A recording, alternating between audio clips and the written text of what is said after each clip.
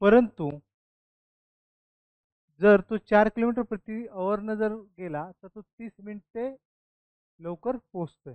म्हणजे ह्या दोघातला डिफरन्स किती आहे? एक. एकासाठी किती घेणार? तर एकासाठी हे 40 मिनिटे नंतरचे आहेत, म्हणजे 40 मिनिट प्लस हे 30 मिनिट कशाचे आहेत? अगोदरचे आहेत, म्हणजे 30. म्हणजे एकासाठी किती? 70 मिनिट आहेत. एकासाठी किती? 70 मिनिट. तर आपल्याला काय काढायचे? फाइंड द डिस्टन्स ऑफ हिच डेस्टिनेशन फ्रॉम स्टार्टिंग पॉईंट. तर मी काय म्हणेन, हे 70 मिनिटाचं कशामध्ये कन्वर्जन करा? आपलं आवरमध्ये करा. सिंपल, म्हणजे परत कन्फ्युजन नको. तर आता डिस्टन्स काय असतं? आपला फॉर्म्युला काय? Speed is equal to distance upon time. Distance is equal to speed into time. मग तुम्ही कोणतेही घ्या, आयदर हे घ्या किंवा हे घ्या, तेवढंच येणार आहे. मग डिस्टन्स इज इक्वल टू इथे किती येते? 4 गुणिले 3 12. जर एकासाठी 1/70 असेल तर 12साठी किती? तर एक्स इज इक्वल टू किती येईल? 70 गुणिले 12 भागिले 60. बरोबर, 12×5 = 60. तर एक्स इज इक्वल टू किती येईल? 5×1 = 5, राहिले 2, 5×1 = 20, 14 किलोमीटर. तर distance of his destination from his starting point is 14 kilometers. Distance of his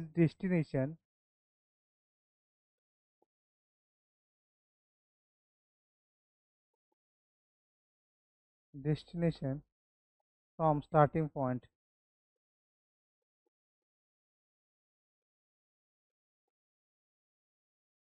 14 kilometers. 14 kilometre एवढं डिस्टन्स स्टार्टिंग पॉईंट.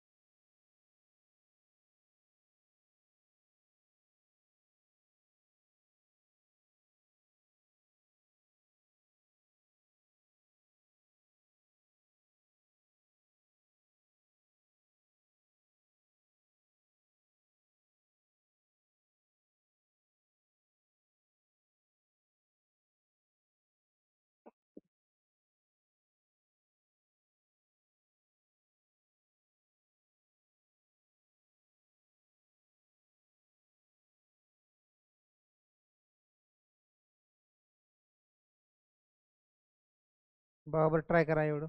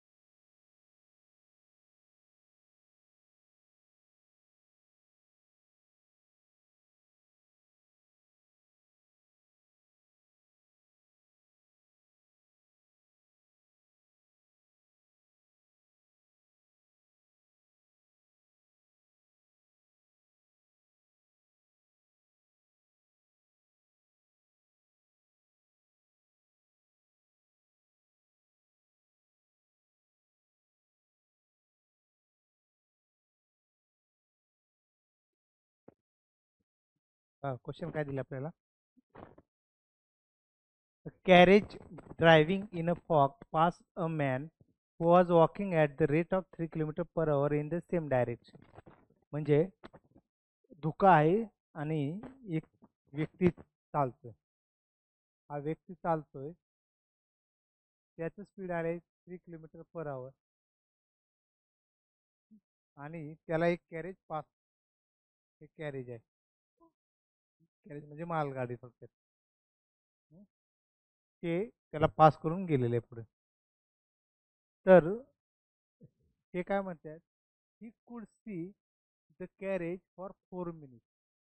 म्हणजे तो कॅरेज, त्या माणूस चाललेला आहे, त्याला कॅरेज पास होऊन गेलं, तर तो काय कॅरेज बघतोय किती वेळामध्ये? 4 मिनिटामध्ये कॅरेज त्याला दिसते. 4 मिनिट दिसते, म्हणजे टाइम काय दिला आपल्याला? 4 मिनिट. Time 4 minute. ओके, म्हणजे 4 × 60 is equal to 424, 240 second. 240 second. Okay. And it was visible to him up to a distance of 100 metre. म्हणजे त्याला दिसते कितीपर्यंत? फक्त 100 मीटरपर्यंत दिसतंय. म्हणजे धुका असल्यामुळे 100 मीटरपर्यंत दिसतंय. म्हणजे डिस्टन्स दिले आपल्याला, हे डिस्टन्स 100 मीटर.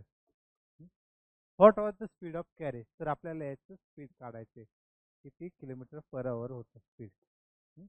आता जर क्वेश्चन सुरुवातीला वाचला तर हा डिफिकल्ट वाटतोय, पण जर बारकाईने बघितलं तर याच्यामध्ये काहीच नाही बघा. आपल्याला डिस्टन्स माहिती आहे, टाइम दिलेला आहे आणि स्पीड एकाचं दिलं आहे, एकाचं दिलेलं नाही. फक्त याच्यामध्ये एक समजलं पाहिजे, फक्त याच्यामध्ये रिलेटिव्ह स्पीड घ्यावं लागेल आपल्याला. मग रिलेटिव्ह स्पीड कसं घेणार आपण? रिलेटिव्ह स्पीड, रिलेटिव्ह स्पीड आपल्याला माहिती आहे, ज्या वेळेस दोन्ही ट्रेन असेल, बस असेल किंवा व्यक्ती असेल, एकाच दिशेला जात असतील, दोन्ही ट्रेन बस किंवा एकाच दिशेला जात असतील, त्यावेळेस त्यांच्या वेगामधला डिफरन्स घेतला जातो. आणि जर ज्यावेळेस ते अपोजिट दिशेने येत असतील, त्यावेळेस त्यांच्यामध्ये ॲडिशन केले जाते. आता याच्यामध्ये ऑब्वियसली कॅरेजचं स्पीड जास्त असणार आहे, म्हणून एक्स -3. आता 3चा आपण आधी कन्वर्जन करू, 3 किलोमीटर पर आवर. म्हणजे मॅन स्पीड किती? 3 किलोमीटर पर आवर दिले, म्हणजे 3 मीटर पर सेकंद मध्ये करताना 300 518 मल्टिप्लाय करा.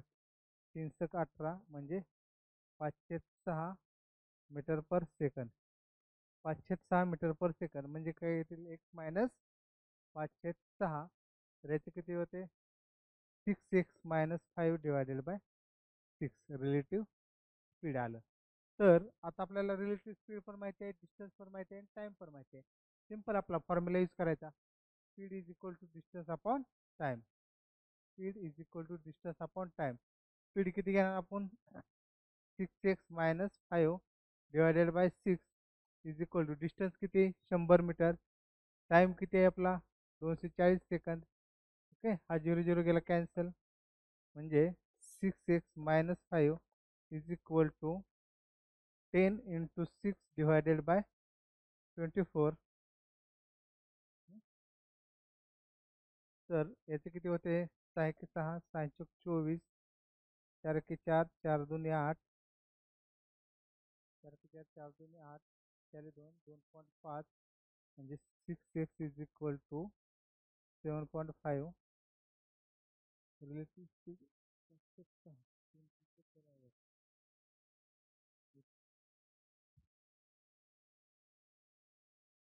एक्स इज इक्वल टू काय आलं? 7.5 डिवायडेड बाय 6. बरोबर. मग आता याचं आपण किलोमीटर पर आवर मध्ये कन्वर्जन करू. 7.5 डिवायडेड बाय 6 इंटू 18/5, 6×3=18, आणि हे किती होईल? 6×3=18, 7.5 भागिले 5, म्हणजे 75 करू गुणिले 10 शेवट. 75चं किती होईल?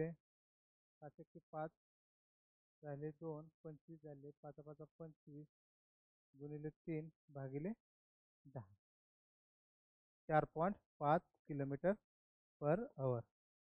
म्हणजे कॅरेजची स्पीड किती आहे? 4.5 kilometre per hour. 4.5 kilometre per hour. Speed of carriage is 4.5 kilometre per our.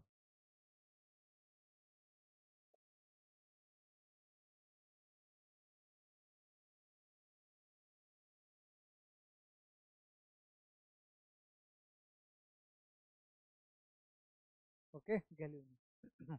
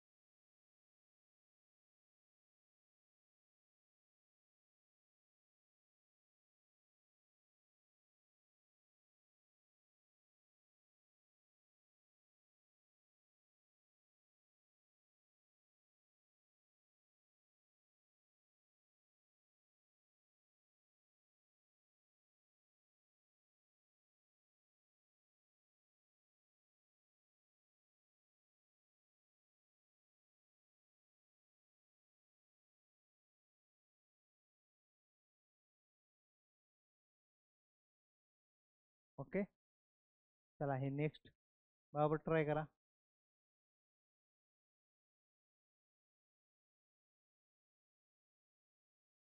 Try करा 5 मिनिटामध्ये, मग नाही तर मग आपण सॉल्व करू.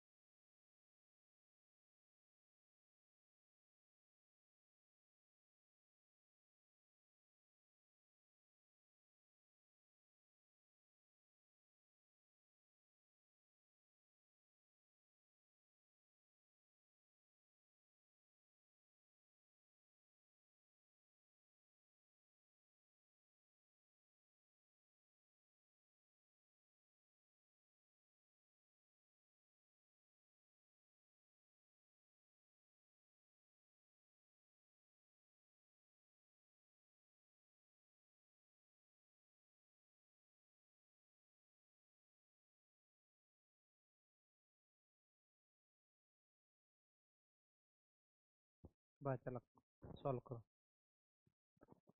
A train after traveling 150 kilometer meet with an accident and then proceed at a 3 by 5th of its former speed and arrives at its destination 8 hours late.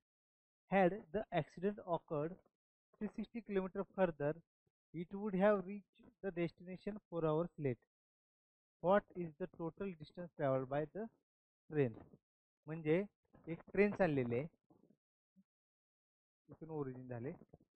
After travelling 150 kilometre म्हणजे train इथून गेली 150 kilometre चालली आणि इथे काय झालं, तिचा accident झाला, त्या स्पॉटला तिचा ऍक्सिडेंट झाला. And then proceed 3 by 5th of its formal speed. Okay, म्हणून इथं काय ऍक्सिडेंट झाल्यामुळं स्पीड कमी झालं. स्पीड किती घेतलं, 3 by 5th ऑफ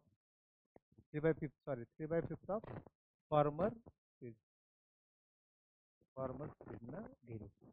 आता इथे पोचले, इथे पोचले तर इथे काय झाले, 8 hours लेट झाले. 8 hours लेट झाले म्हणजे जे आधीच्या टायमिंगनं जायचे होते त्या टायमिंगनं जर गेले असते, फॉर एक्झाम्पल दुपारी 12ला पोहोचणार होती, ते संध्याकाळी 8ला पोहोचली. आता दुसरी कंडिशन काय दिली, हॅड जर ऍक्सिडेंट ऑकर्ड 360 किलोमीटर फर्दर, म्हणजे हे 150 किलोमीटर आणि इथे ऍक्सिडेंट झाला, इथून पुढे जर 360 किलोमीटर वरती जर ऍक्सिडेंट झाला असता, ओके, तर रिच डेस्टिनेशन 4 hours लेट, तर ही डेस्टिनेशनला किती, फक्त 4 तास लेट झाले असते. 4 तास लेट झाले असते. तर आपल्याला काय काढायचे, what is the total distance travelled by train, म्हणजे आपल्याला हे डिस्टन्स काढायचे. टोटल डिस्टन्स ट्रॅव्हल याला आपण वाय मानू. आणि assume the original speed of train is x. Assume the original speed of train is equal to x. जर original x असेल तर इथे किती येईल, 3/5 ऑफ एक्स येईल, बरोबर.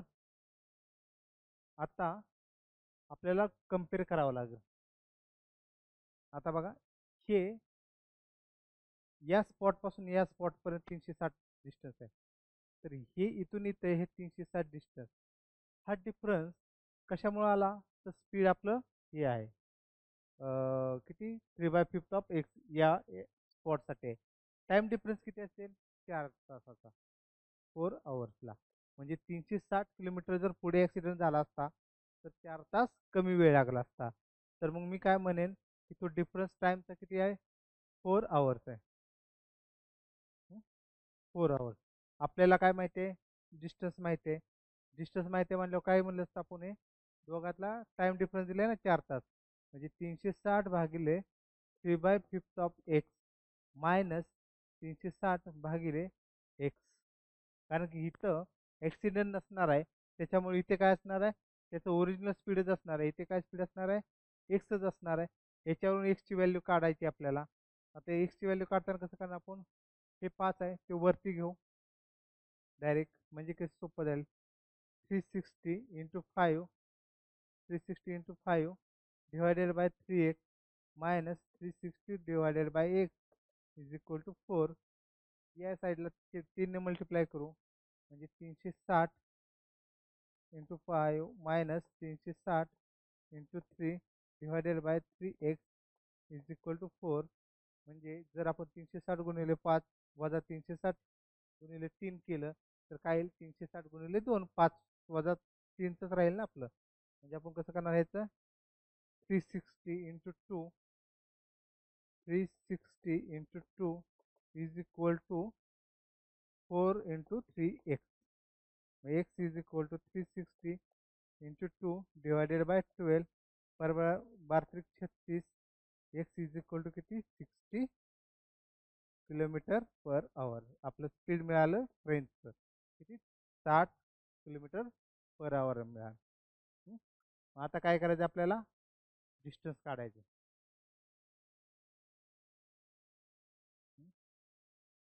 मग डिस्टन्ससाठी काय करा, ह्या दोन कंडिशन घ्या. कुठली? ही ओरिजिनल स्पीड, हे म्हणजे टोटल डिस्टन्स आहे. असं समजा की इथे विदाउट ॲक्सिडेंट ही कंडिशन आहे, विदाउट ॲक्सिडेंट.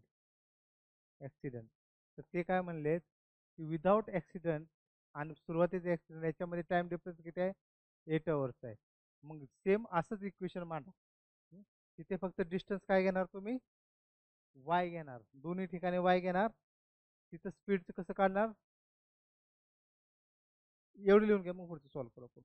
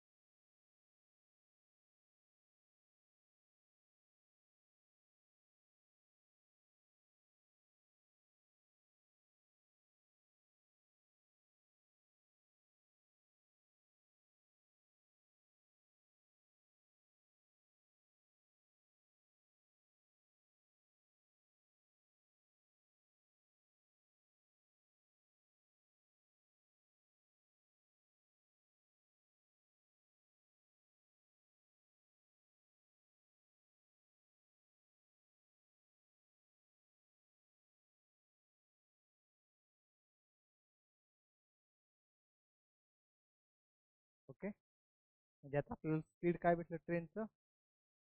Speed 60 km/h. आता मी या साईडचं रद्द.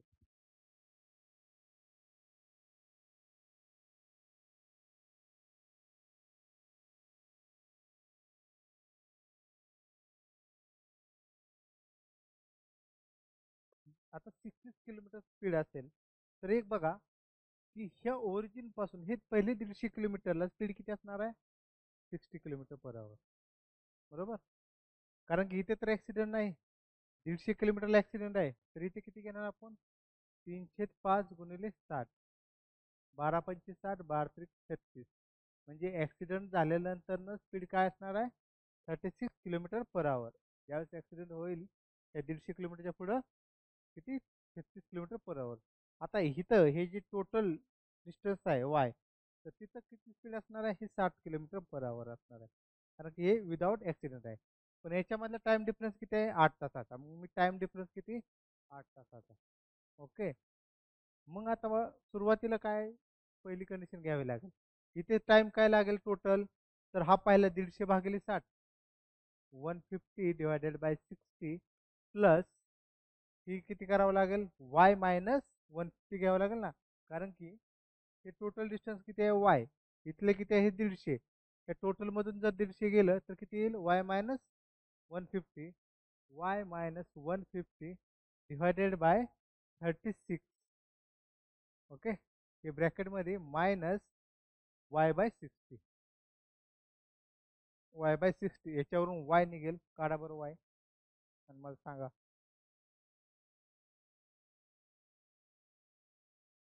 वाय काढायचा आणि व्हॅल्यू सांगा.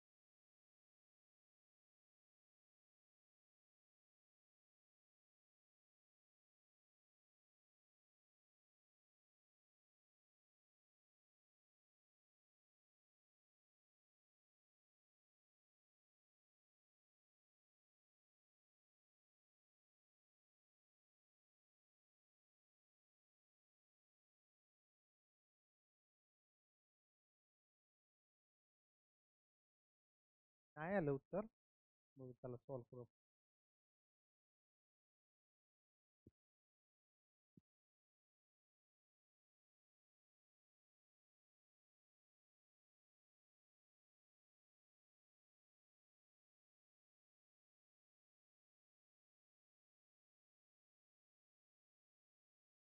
आता याचं तेच समान करून घेऊ खाली.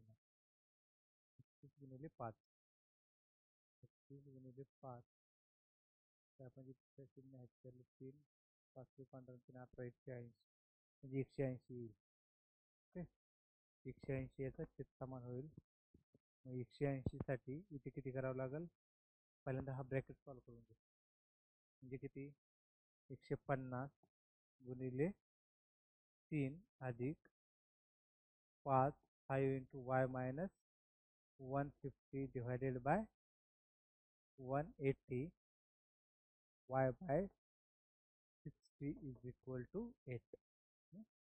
म्हणजे 15 × 45, 450 प्लस 5y मायनस 15 15 75, 750 भागिले 180 minus y/60 is equal to 8. Okay. तर आता हे किती होईल मग? 5y 750 मधून 450 गेलं तर 300 राहील. 300 divided by 180 minus y by 60 is equal to 8. आता इथून पुढचं तरी सॉल्व करा. एवढं लिहून घ्या, नाही तर मग पुढचं सॉल्व करू आपण.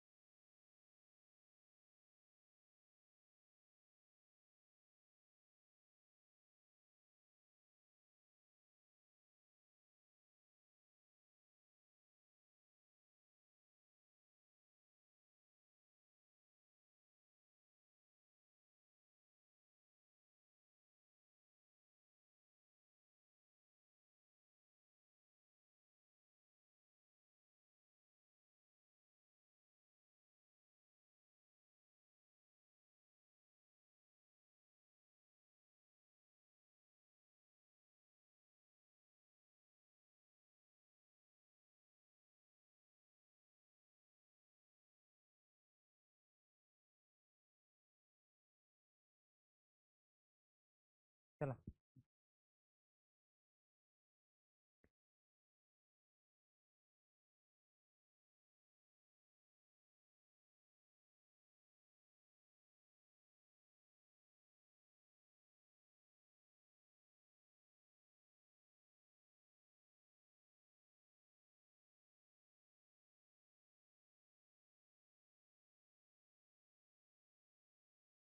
चला आता याचं काय करू आपण पहिल्यांदा.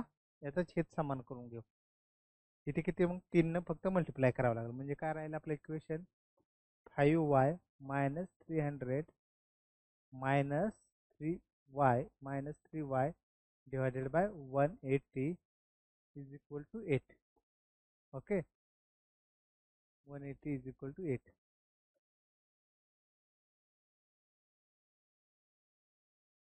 तर हे किती होईल?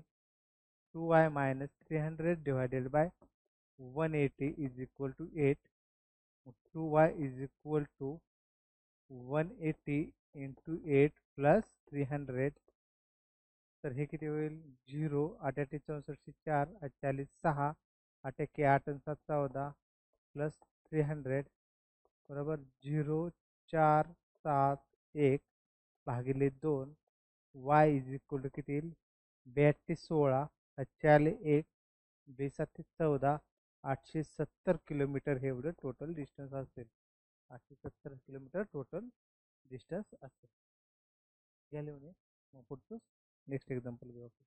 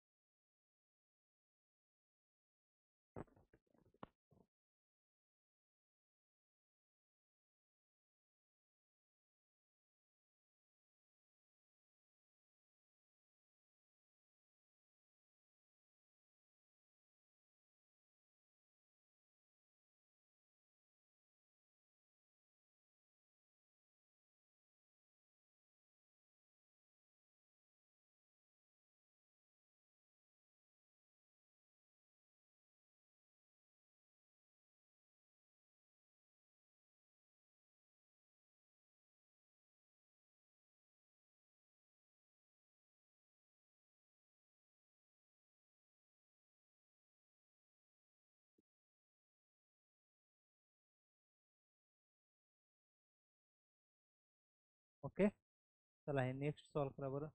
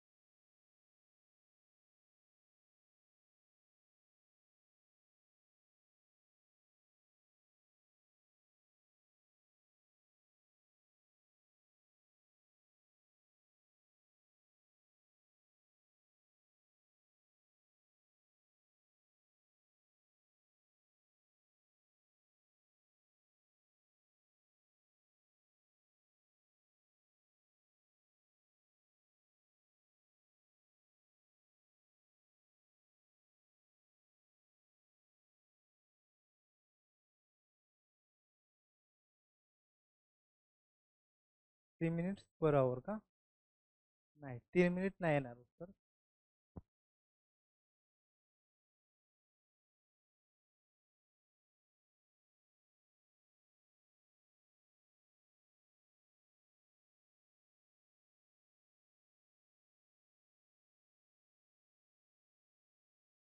3 मिनिट नाही येणार.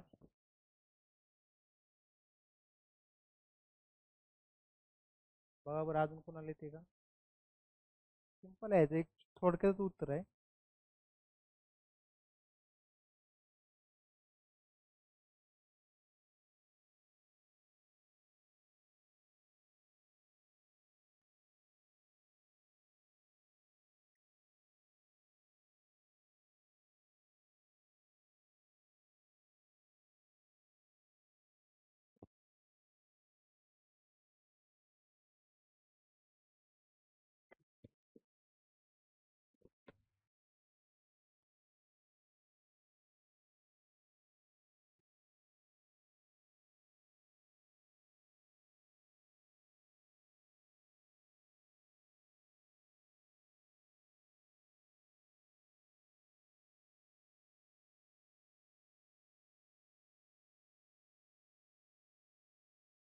काय दिले आपल्याला, excluding the stoppage the speed of bus is 64 km/h. 20 minutes नाही, 20 मिनिट्स नाही. हो बघा, excluding the stoppage the speed of bus is 64 km/h and including stoppage the speed of bus is 48 km/h. म्हणजे ते काय म्हणतात की विदाउट स्टॉप बसचं स्पीड किती आहे, 64 km/h आहे. आणि जर स्टॉप घेतले तर बसचं स्पीड किती आहे, 48 km/h. तर आपल्याला काय काढायचे की किती मिनिट स्टॉप द बस, म्हणजे तासाला किती मिनिट बस स्टॉप झाली. तर जर स्टॉप नसतं तर बसनं डिस्टन्स किती कव्हर केलं असतं, 64 किलोमीटर केलं असतं एका तासामध्ये, 64 किलोमीटर. परंतु स्टॉप घेतल्यामुळे बसनं किती केलं, 48 किलोमीटर कव्हर केलं ना, बरोबर का नाही. कारण की त्याचं स्पीड तासाला किती दिलेलं, 64. जर मी जर असं म्हणलं, जर 64 साठी 60 मिनिटं लागत आहेत, बरोबर ना, 64 किलोमीटरसाठी किती मिनिटं लागतात, 60 मिनिटं लागतात. तर 48 किलोमीटरसाठी ह्या स्पीडनं किती मिनिटं लागतील ते काढू. 48 साठी किती, 64 साठी जर 60 मिनिटे, तर 48 साठी किती, तर एक्स इज इक्वल टू किती येते बघा, एक्स इज इक्वल टू 60 × 48 / 64. म्हणजे हे किती होईल, 88 64, 8 48, 42 6, 22 8, 15 60. ओके, म्हणजे x is equal to 45 minute. म्हणजे त्याला हे डिस्टन्स कव्हर करण्यासाठी किती मिनिट लागले असते, फक्त 45 मिनिट. म्हणजे बस किती स्टॉप थांबले असेल, बस स्टॉप 60 - 45, 60 - 45 बरोबर 15 मिनिट, 15 मिनिट बस थांबली प्रत्येक वेळी. म्हणजे मी काय म्हणलं, परत एकदा एक्सप्लेन करून सांगतो बरं, सिंपल आहे एकदम. बसचं स्पीड किती दिलंय, 64 km/h. म्हणजे एका तासामध्ये ती किती 64 किलोमीटर जाईल हे तर क्लिअर आहे. म्हणजे हे 64 किलोमीटर एका तासामध्ये आले असते. परंतु स्टॉप घेतल्यामुळे बसचं स्पीड किती झालेलं आहे, 48 किलोमीटर सॉरी, 48 बरोबर आहे. किती किती 48 किलोमीटर पर आहे. तर 48 किलोमीटर पर आहे. तर आता स्टॉपमुळे किती कव्हर करेल डिस्टन्स, 48 किलोमीटरच कव्हर करेल ना. म्हणून जर मी त्याच्या ओरिजिनल स्पीडशी कम्पेअर केलं की मला 64 किलोमीटरसाठी 60 मिनिटं लागतात जुन्या स्पीडनं, तर 48 किलोमीटरसाठी किती मिनिटं लागतील, त्याच्यावरून मला अंदाज आला की 45 मिनिटामध्ये 48 किलोमीटर हे डिस्टन्स जुन्या स्पीडनं म्हणजे 64 किलोमीटर पर कव्हर केलं जात होतं. मग थांबली किती असणार आहे बस मिनटं, 60 - 45, तर 15 मिनिटं थांबली असणार आहेत. ओके,